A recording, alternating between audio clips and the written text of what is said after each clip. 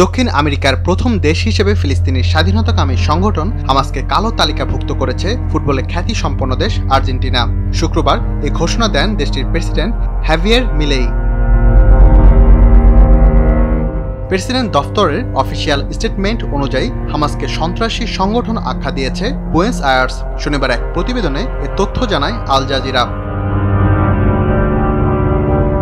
মূলত ইসরায়েল ও যুক্তরাষ্ট্রের সঙ্গে সুসম্পর্ক গড়ে তোলার লক্ষ্যে হামাসকে সন্ত্রাসী সংগঠন হিসেবে ঘোষণা দিয়েছেন আর্জেন্টিনার প্রেসিডেন্ট জাভিয়ার মিলেই। শুধু তালিকাভুক্তই নয়, ফিলিস্তিনি গোষ্ঠীর সংশ্লিষ্ট বিভিন্ন ব্যক্তি ও সংস্থার সব ধরনের সম্পদ জব্দের নির্দেশ দিয়েছে দেশটি।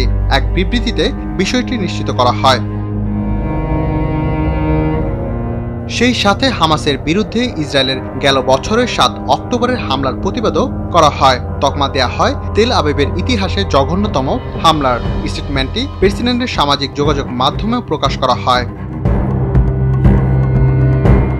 এ বছরের ফেব্রুয়ারিতে প্রথম ইসরায়েল সফর করেন আর্জেন্টাইন প্রেসিডেন্ট জাভিয়ার মিলেই। ওই সময় পবিত্র নগরী জেরুজালেমে গিয়ে তিনি ইহুদিবাদীদের সঙ্গে প্রার্থনা করেন। একই সঙ্গে জেরুজালেমে আর্জেন্টিনার দূতাবাস স্থানান্তরিত করার ঘোষণা দেন।